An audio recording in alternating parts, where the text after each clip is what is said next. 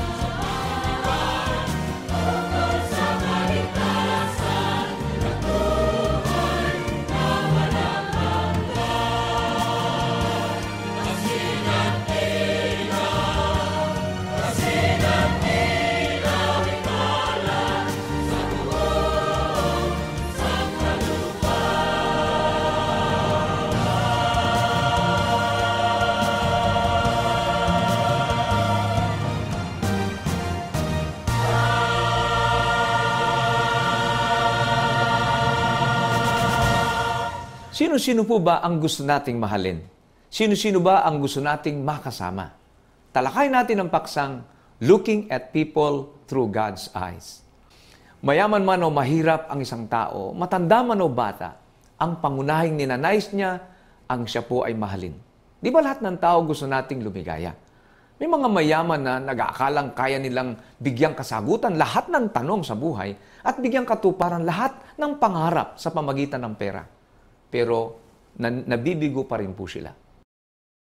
Akala ko pa naman, mamahalin na ako ni Lisa kung mayaman na ako. Ba't kaya ganun? Busted pa rin ako. Kaya kailangan kong gawin para magustuhan niya ako. Ang buhay Kristiyano ay hindi nakasalalay sa kayamanan. Pero marami pa rin ang nag-aakalang ang sukatan ng pagpapahalaga sa tao ay ang katayuan niya sa buhay. Well, aminin pa muna natin o hindi, marami sa atin ang guilty dyan. Actually, ngayong Kapaskuhan, may tendency na naman tayong magtangi ng tao. Tulad ng ginawa natin sa nakalipas na mga taon. Ang nakakalungkot, kung sino pa yung meron na, yun pa ang pinipilit nating maabutan ng maganda at mamahaling regalo. Di ba? Samantalang ang daming nakapaligid sa atin na alam nating nangangailangan. Sino-sino nga ba ang mga taong madalas nating itinatangi? Well, una po yung mga taong kilala, may impluensya. At nakakalungkot mang aminin kahit sa church, sa family po natin sa church, nangyayari po ito. O anak, kamusta na merienda ng ating mga bisita? Naku, bakit naman ang ginamit mo sa juice? Inay, wala na po kasing matinong baso. Meron tayo dyan sa cabinet, hugasan mo na lang. Pero, kala Sister Linda at Sister Alice, pwede na yan. Pero yung kay Doktora, isalin mo sa magandang baso, ha? Sige po, Nay. Ikalawa, pinapaboran din natin yung mga taong nakakatulong sa atin o yung mga taong meron tayong pakinabang. Ang aga mo naman namili ng mga regalo, Ma. Siyempre naman, para sa mga apo ko. Ito para kay Girlie, ito para kay Rose. Bakit mas maganda yung gift ni Girlie, mamahalin? Siyempre naman, no. Pag sweldo kaya, lagi ako naaalala ng mami niya, lagi ako inaabutan. Ang ate Joanne mo ba, di naman ako naaalala nun pag sweldo niya. Ikatlo, gusto rin natin ng mga taong matatalino. Di ba? Bilib na bilib tayo sa mga professional at magagaling mag-English, di ba ba? Kahit nga sarili nating tahanan, mas pinapaboran natin at pinagmamalaki natin mga anak natin na matatalino. Hanggang sa magdulot ito ng sibling rivalry. Dahil sa sobrang obvious na may favoritism po tayo sa ating mga anak. Naway maging maingat po tayo dyan. Ay ganun din po sa church. Nangyayari din po yan, di ba? Yung mga matatalino, professional, yun ang madalas nating nilalagay sa katungkulan sa church. Hindi naman po masama yan, ngunit siguradin lang po natin qualified sila. Pero sana makita din natin ang potensyal, kakayahan, karakter ng iba pa nating mga kapatid. Ikaapat, pinapanigan natin ang mga taong related sa atin. Ito naman yung madalas ay nangyayari sa area ng palakasan sa trabaho, palakasan sa gobyerno, di po ba?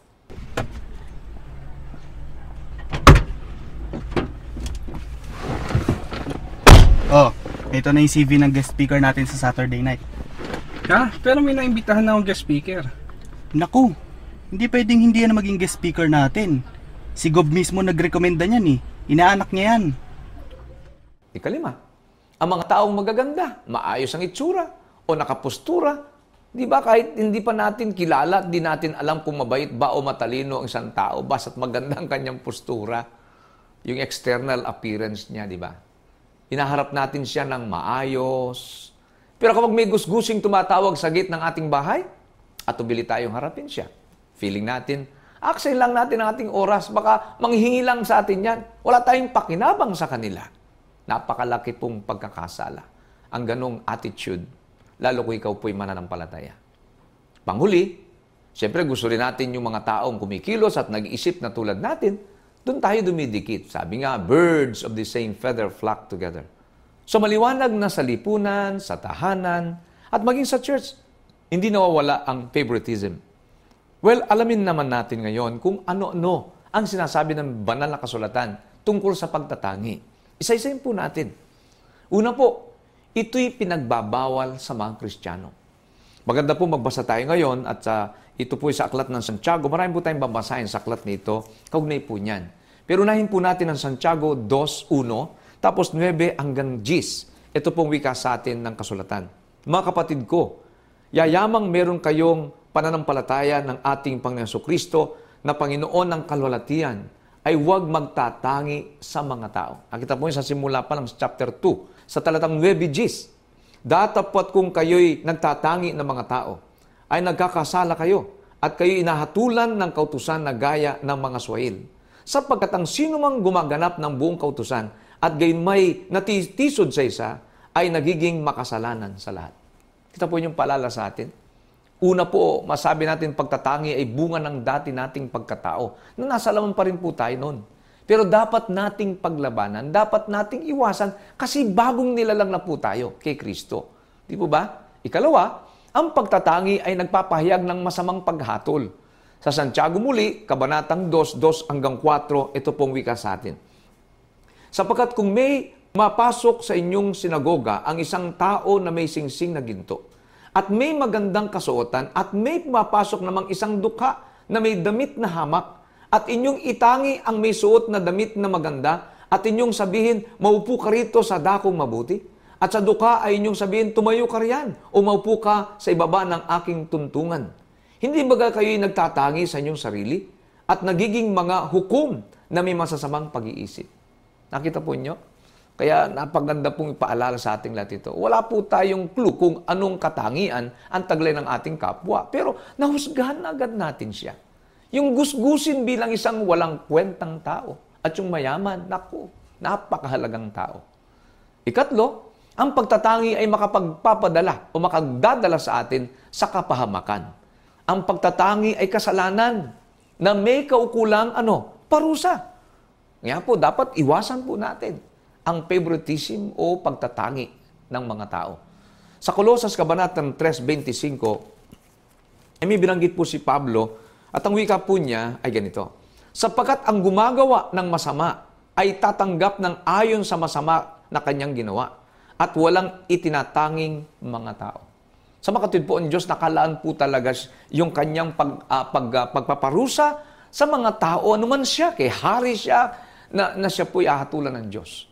Dahil po sa mga kanyang ginagawa. Pinatutunayan ng mga verses na binasa natin na ang pagtatangi hindi kinalulugdan ng Diyos. Paano ba natin ito maiwasan? Yan po magandang tanong. How?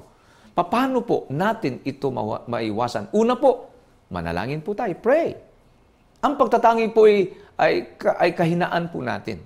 Ang pananalangin sa pangalan ni Jesus ang major key para matamo natin ang kapangyarihan ng Diyos. Sa ni Juan, Kabanatang 16:23, atin pong pakinggan ang wika sa atin dito.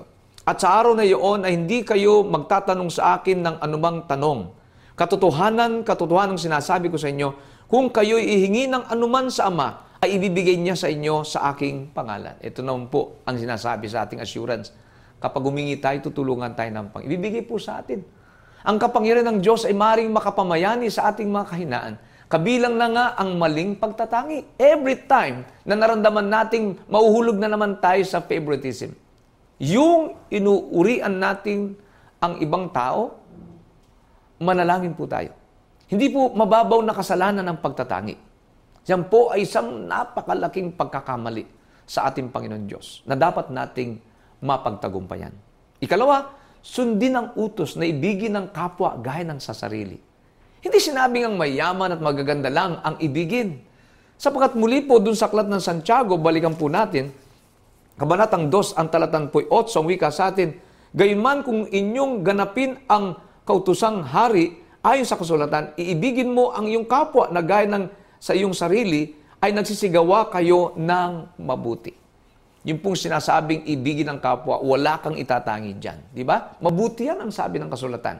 Panghuli, alalahanin natin ang paraan ng pagpili ng Diyos sa tao. Ito rin naman ang gawin natin sa ating kapwa. Bigyan natin po natin ng pansin ngayon sa ating pag-aaral yung unang Korinto, Kabanatang 1, 26 hanggang 29. Ang sabi po sa atin, Apostol Pablo, sapagkat masdan ninyo ang sa inyo'y pagkatawag, mga kapatid, na hindi ang maraming marunong ayon sa laman, kundi ang maraming may kapangyarihan. Hindi ang maraming mahal na tao ang mga tinawag, kundi pinili ng Diyos ang mga bagay na kamangmangan ng sanglibutan upang hiyain niya ang mga marunong, at pinili ng Diyos ang mga bagay na mahihina ng sanglibutan upang hiyain niya ang mga bagay na malalakas, at ang mga bagay na mababa sa sanglibutan, at ang mga bagay na hinamak ang pinili ng Diyos. Oo, at ang mga bagay na walang halaga upang mawalang halaga ang mga bagay na mahalaga. Upang walang laman na magmapapuri sa harapan ng Diyos. Napaganda po ng mga salitang ito. Sabi siguro ng iba, may mga paborito din naman pala ang Diyos. May mga pinili din siya. Pero sino po ba ang kanyang mga pinili? Yung mga taong tinatanggihan natin. Yung mga taong ayaw nating mahalin. Mga kapatid, ang implikasyon po nito, lahat ng tao ay espesyal sa Panginoon. Bata man, matanda, mahirap, mayaman, pantay na pagkakilala na binigay niya sa atin. Mas mataas pa ba ang standards natin kaysa sa Diyos? Yung nga po mga pinili niya o pinili na natin at pinagpipilian pa natin, yan po ay talagang sa Diyos, pantay po yan, tinatanggap po niyang lahat yan. Kahit na po tayo po'y tinatanggihan ng iba, ang Diyos po, tinatanggap tayo. Sana po ngayong Kapaskuhan, ipakita natin ang pagkapahalaga at ipadama ang pagmamahal sa mga taong tinatanggihan ng mundo. Subukan po nating tingnan ng tao sa paningin ng Diyos. Let us look at other people through God's eyes. Tingnan natin ang ating kapwa na may pag-ibig, may kahabagan, may biyaya. Lahat ng tao ay nangangailangan sa Diyos. Mahalin po natin sila, gaya ng pagmamahal sa kanila ng ating Panginoong Jesucristo. At kung ito po ay magagawa natin sa tulong ng Diyos, ay magiging lalong mapayapa, maligaya, matagumpay ang ating buhay bilang taong nilalang ng Diyos sa daigdig nito. Pagpalain po tayong lahat ng ating Panginoon. At ngayon po dadako tayo sa question and answer portion. Ngunit bago po yan, atin munang pakinggan ang isang inspiring song mula po sa Salyo Team.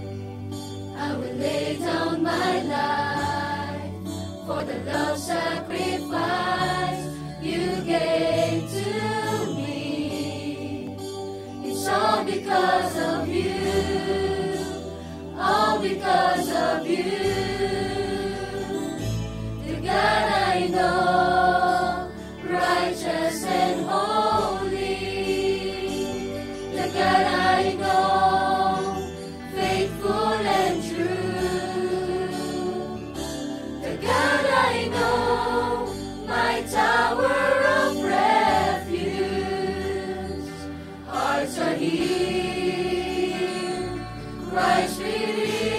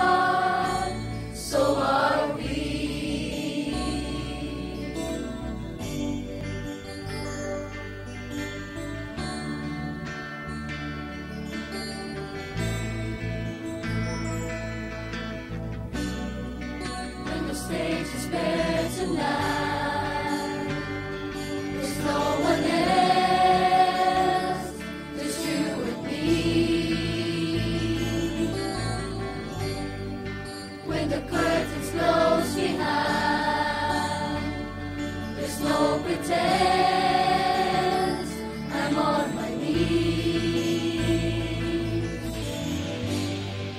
I will lay down my life for the love sacrifice you gave to me. It's all because of you. It's all because of you. And that I know, righteous and holy. And that I know, faithful and true.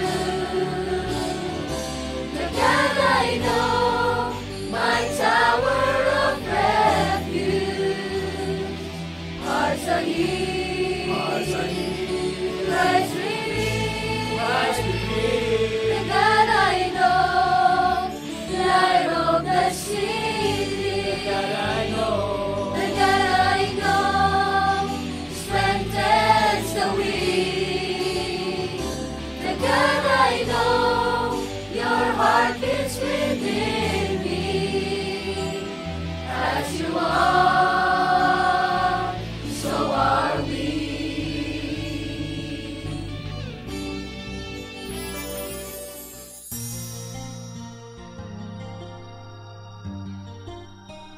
Maraming salamat po sa napakagandang Yes. special number. Maraming And salamat. of course, dun sa tinuro ni Brother Mel, napakaganda din. And then marami tayong insights na nakuha. We really appreciate that. So welcome po sa Q&A. Ako po si Brother Roger Miguel. Ako po naman, si Brother Jonathan Oriliasa. John, meron tayong parang ang napakahirap ng situation ng tanong na ito na binigay sa atin. Complicated. No? Oo. Pero family, tungkol po Yes, sa of pamilya. course. So ito po ang tanong. Lumaki po ako na walang ama. Bata pa lang po ay ako nang iniwan niya na kami at sumama siya sa ibang babae. Nagsikap po ng husto ang mama ko para mataguyod niya kaming mga kapatid sa pag-aaral. At nakapagtapos po kaming lahat sa college. Last month po ay nagparamdam sa amin ang aming ama. Humihingi ng tawad at second chance. Nais niya daw punan ang kanyang pagkukulang sa amin at nais niya daw kaming makapiling sa kanyang natitira pang araw dito sa mundo. Dahil siya po ay may cancer at may taning na ang kanyang buhay. Nagtatalo po ang isip at puso ko. Naisip ko na, sige, pagbigyan kasi mamamatay na. Pero sa puso ko, sama ng loob at galit ang nararamdaman ko. Naawa rin po ako kay nanay dahil siya po ang mag-aalaga samantalang puro pasakit ang inabot niya noon. Totoo yun. Si nanay po parang ayaw ng tanggapin pero pinakikiramdaman din kung ano ang sasabihin namin. Mga anak. Hindi po ako makapag-decide. Mabigat. Ang hirap Tama, ng sinabi mo, sitwasyon. napakabigat. Oo nga. Dahil mantakin mong bata pa lang sila, iniwan na at sumama. Masakit yun eh. Pagka ikaw ay halimbawang bata, pagkatapos nakita Wala mo kang iniwan. nakilala na ama. At nalaman mo na iniwan at Iniwan, sumama oo, siya sa isa ibang pa yun, babae. oo. So, ang pananaw mo sa nanay mo talagang... Napakasama ng tatay ko. Bakit na That's ginawa right. sa nanay ko yon o sa amin. And then biglang dadating Tapos, hindi muna. Okay. Nakatapos pa sila ng pag-aaral. sa hirap ng nanay. Sa hirap ng nanay. Siyempre, that's right. wow, nanay ko, grabe yung ginawang pasakit ng nanay ko. Tapos, siyempre, lahat sila nagkaroon ng maayos na buhay. Sa pamamagitan ng kanyang nanay. Ang pinakamasakit talaga na naramdaman palagay ko din yung asawa, right? So isa sa pinakamasakit na mararamdaman ng isang babae yung ipagpalit ka sa ibang Naku, babae. grabe. And then pagkatapos lahat ng Sarili mo responsibilidad ipinasa sa iyo. So parang ikaw naging nanay at tatay at the same time. And then lahat ng hirap talaga. Tapos nung every nakaset day. ng stage, biglang darating. Oo nga. Here I come.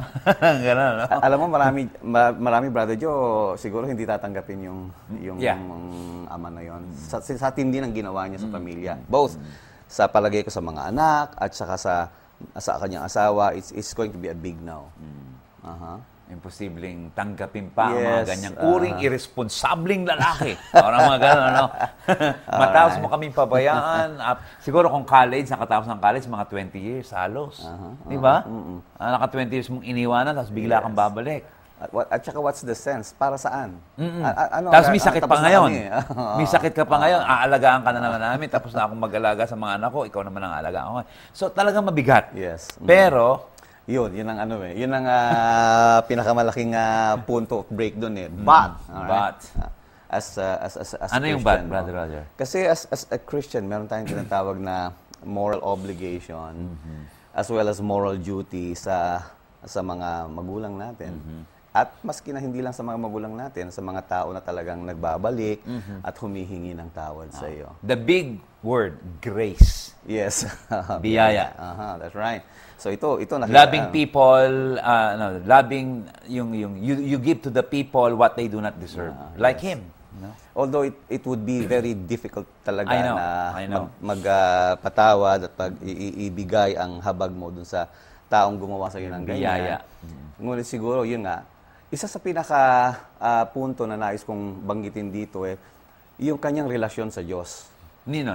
Nung anak. Okay. Nung anak. Kasi I find it really very hard para sa isang tao na hindi nakagis na ng mabuting ama, and then magkaroon ng maganda at maayos na relation at pagtitiwala sa ama, sa Diyos, no?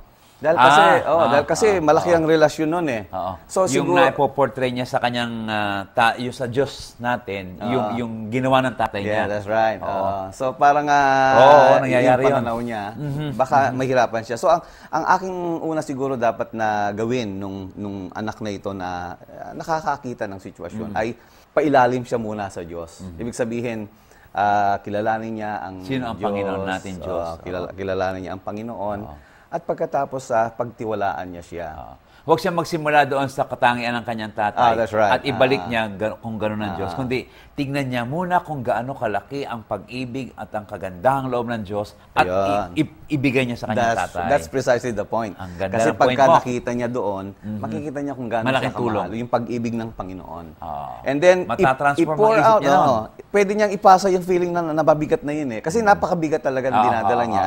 And once na nakita niya na meron siyang isang ama na pwedeng pagkatiwalaan, i-pour niya lahat ng kanyang mga longings, ng feelings, ng loneliness dun sa ama na pinagkakatiwalaan So start from above, then go below. That's right. Parang ganon. Sa halip na ngayon, ang damdamin mo, from below, Panginoon, hindi ko ito matatanggap itong lalaking ito. Kaya, Panginoon, pasensya ka na ha. Sorry, hindi ko magagawa ito. So maganda yung puntos na yan. And then hindi na siya kinakailangan. Kasi pag may relation ka sa Diyos, at nakilala mo kung sino siya, yung pagpapatawad, actually, magiging madali para sa iyo. Dahil yan depende sa pananampalataya at pagkakilala sa Kanya. So mahihirapan ka lang pagka hindi talaga malalim ang pagtiwala mo sa Diyos. Okay. Sige. So sa puntong yon, so siguro dapat pag makita niya na yung relasyon niya sa Diyos, and then ipinanalangin niya na sa kanyang sa spiritual father niya, sa ama, ang kanyang problema. Doon makikita niya na lumalapit ang kanyang ama, nagsisisi sa kanila at gustong bumawi, kumbaga sana mag-make up doon sa mga past pagkukulang na ginawa niya. I think dapat patawarin. Patawarin. Grabe, no? Oo. Although masakit. Pero dapat patawarin. At yun nga ang biyaya. At siyempre kasama na dyan yung pagbili mo ng gamot. Pero sabi naman dito, yung pagkukulang ay pupunuan. Baka naman yung ama merong naipon. O baka naman meron siyang kakayanan na okay, ako naman ang bahala dito sa bahay. Kasi yung ama na bumabalik, dapat pakitaan din naman niya na meron siyang malinis na motibo, hindi siya magiging pabigat. Yung bang, okay, nakabigat na ako sa inyo for 20 years, gusto ko namang makatulong ako naman. Bagamat ako may sakit, baka naman meron siyang maitutulong sa kanyang mga anak at sa kanyang asawa na hindi siya magiging pabigat. And talagang totohanin niya yung pagsisisi. So makita, kumbaga sa hindi lang sa pamagitan ng kayamanan na po pwede niyang i-share, kundi sa pamagitan talaga ng gawa at saka ng salita niya. Correct. Continuously, ihingi niya talaga ng at palagay ko magiging sincere na siya kasi alam mo, hindi naman sa pagano, mga taong may sakit talagang ginagawa na niya ang pinakamabuti.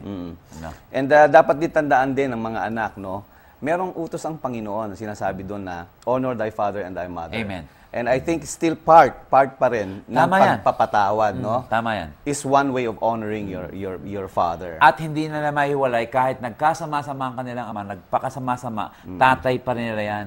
At yung sinanay, asawa mo pa rin yan.